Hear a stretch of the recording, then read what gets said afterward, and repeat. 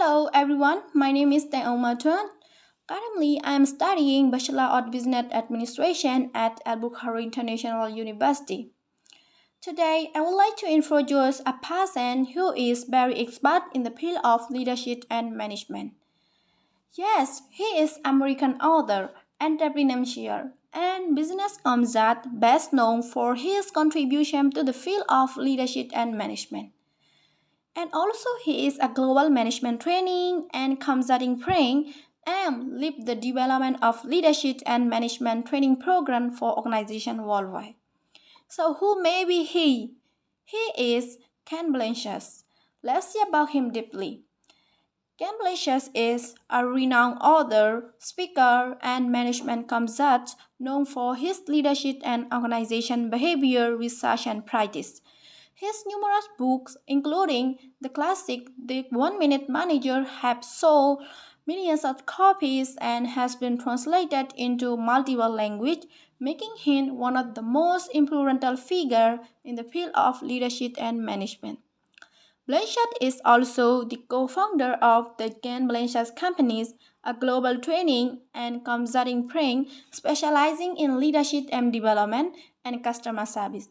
With over 50 years of experience, Blanchard insight and teaching have helped countless individuals and organizations improve their effectiveness and achieve their goal. Blanchard has authored over 60 books which has been translated into over 40 languages, and he is a sought-after speaker and consultant on management, leadership, and employee engagement.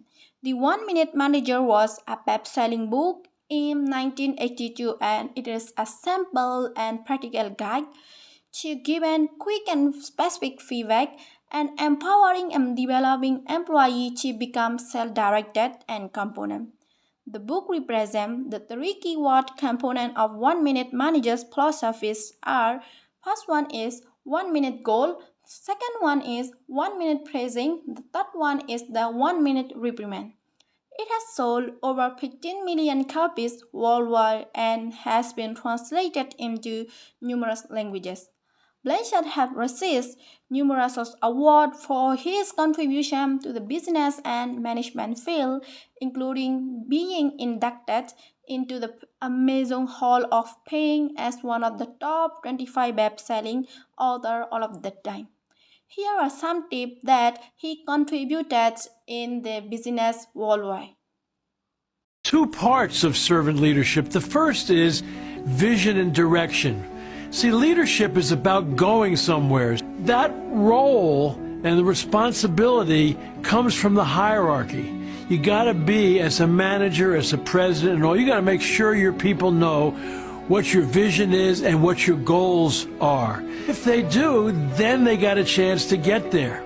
Now, the second part of servant leadership is the servant part, because the vision and direction is the leadership part. The servant part is you got to philosophically turn that instrument, that pyramid upside down, because now you work for your people.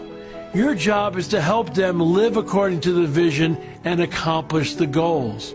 And so you have the leadership part of servant leadership and the servant part. I think when people are focusing on success, they're thinking about how much money they make, the recognition they get for their efforts and their power and status. When that's who you think you are, the only way you can maintain your feelings of self-worth is to get more of those. And I think then you miss significance, which to me, the opposite of making money is generosity of your time, your talent, your treasure. And a fourth one, touch, reaching out to people. What's the opposite of recognition? It's service. And what's the opposite of power and status? It's loving relationships, because when all is said and done in life, when you're gone and you die, the only thing you get to take with you is your soul, and that's where you store who you love and who loved you. Yes, as I mentioned above, he is a leadership expert, best-selling author, and business consultant who has made significant contribution to the management field. His work has transformed the way managers lead their team, and his idea has been instrumental in inspiring and empowering employees to achieve success in their career. One of Blanchard's most A significant contribution to the management field is his development of the situational leadership model. This model offers a frame for managers to adapt their leadership style to the needs of their employee leadership and highlighted the need to adjust one approach depending on the situation. Blanchard has also been a passionate advocate for servant leadership, a philosophy that focuses on putting the needs of others first. He has written several books of this topic, which has inspired people from all walks of life to adopt this approach to leadership. Another major contribution that Blanchard has made to the management field is his emphasis on teamwork and collaboration in the workplace. He has written extensively about the power of team and how to build high-performance teams that can achieve extraordinary results. Overall, Ken Blanchard's contribution to the management field has been immense. His work has helped shape the way managers across the world lead their team, and his idea had influenced countless of business, non-profit, and government organizations too. Now, here are some key models and theories of Ken Blanchard that has become widely used in the field of management. So, what are they? The first one is the situational leadership. Situational leadership model proposes that a leader should follow different leadership styles depending on the situation and the needs of their followers. According to Blanchard, there are four leadership styles: directing, coaching, delegating, and supporting that a leader can use depending on the follower's level of competence and commitment. Our third principle that you have is talking about learning to apply situational leadership that you addressed in your book. What does that mean? Well, situational leadership is a theory I started developing years ago, and it's probably the most widely used leadership theory around the world. And I thought, wow, maybe I ought to start using it for myself, because it says you not only need different strokes for different folks, but you need different strokes for the same folks on different parts of their job. So you might, in your own job, have 4 or 5 different responsibilities. You could be a self-directed achiever who can handle a delegating style in one area, but you might have new responsibility where you're an enthusiastic beginner and you better have some training and all that kind of thing. And so it's just a model, I think, that nobody has really kind of used in the whole fitness area to say, if you're going to look at these 6 areas of health, what you need to do is analyze where are people. So, for example, I was an enthusiastic beginner on weight training and balance because I had never done anything. I had never lifted weights, and I didn't realize how important balance was, particularly as you get older. So I needed specific direction and close supervision and all. I was a disillusioned learner, when it came to aerobics and flexibility and weight control, because I had tried different things but always failed. And also I needed, rather than directing leadership stuff, I needed coaching, which is both direction and some tender, loving care. And so what it really is you're trying to develop so people can understand how they can move from directing to coaching to supporting. So eventually it becomes self-motivating for you, because that's the way you. The second one is the 1-minute manager.